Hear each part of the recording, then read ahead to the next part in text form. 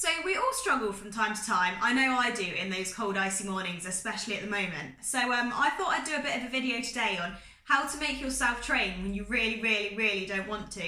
Now this video kind of came on because of a comment that someone left in one of the running groups that I'm on, and they were like, guys, I really don't want to run. What should I do? And so it kind of like sparked something in me. So yeah, gonna give that one a go, give you some tips. Please like and subscribe, and if you have any other tips I don't mention today, please leave them in a comment below because I'm always on the lookout for new hints and tips to get my ass moving. So my first tip is to ask yourself why you're doing it. Now we all have completely different reasons for exercising, whether it's to get fitter, to shape up, to get faster at your running. We all have a reason, so you need to work out what your why is, and when you are struggling, think back to that.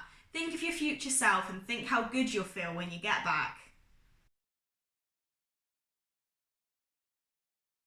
So tip 2, and this is one that I use a lot of the time, is thinking of the repercussions of not doing a session. So kind of looking at the negatives of it, because this way you kind of think, well, if I don't do this run today, then I will have to do it tomorrow, or if I don't do this run today, then I'm on a downward streak. So I kind of just think of the negatives of not doing it, and 9 times out of 10 it kind of gives me that shove I need to get going.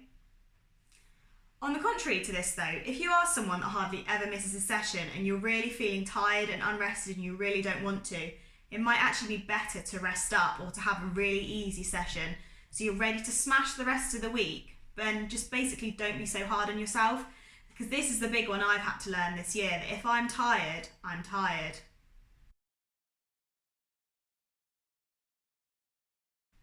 So tip number 3 is set yourself a time constraint. So for me, if I've got in from work, I've gone and sat on the sofa and I'm sat there going, shall I run? Shall I not run? Shall I run? That mental debate is tiring yourself out in its own right. So I kind of think that it's 5:30 now, 6 o'clock, I'm gonna get up, get my shoes on, and I'm gonna go for my run. And then I just don't think about it again for that next half an hour. And it's amazing, the relief of the mental stress, that it actually kind of makes you feel more like going. So basically set an alarm for half an hour and say, I'm going then, rather than spending the half an hour going, should I, shouldn't I, should I, shouldn't I, and stressing yourself out more. So yeah, set a time constraint.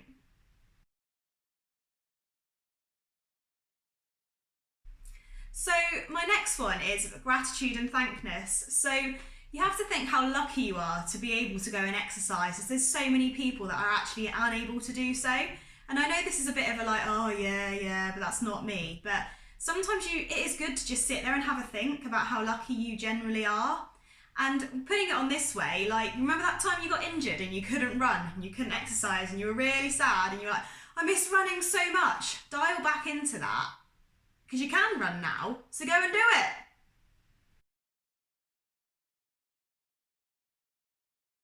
So step 5 is look at your routine. So if every day you're getting home from work and you're finding yourself really tired, lacking in energy, it might mean that you need to move your training to before work, or it might mean that you need an extra snack when you walk out of the door at work. So for me, it's all about building it into my lifestyle and picking exercises that, you know, I've got the energy for. So harder sessions I tend to do in the morning, easier sessions I tend to do after work, just because I get my energy in the morning. So I think that's a big part, is your routine and making sure you're eating enough, potentially later in the afternoon, to give yourself that energy to go for that run in the evening.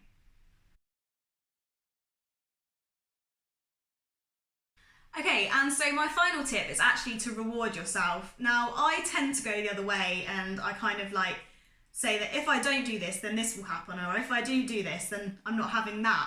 But it's actually not the best way to do it. So positive intent, they think, you know, if I do this training session today, then I can go and buy myself that new bike. Or if I do this training session today, then I'm going to go and get myself some new running shoes, or I'm going to enter that race. So you've got kind of something to look forward to and get you through the session. So thanks for watching, and if you do have any other tips, please leave them in the comment section below. I kind of try to keep it to ones that affect me, and I know that there's a lot more out there, but it tends to be a lot of mental games for me in terms of getting through my training. So you've got to find your own mental gains that you can make and then apply them to your training and work out how important it is to you at the end of the day. So thanks for watching. Bye.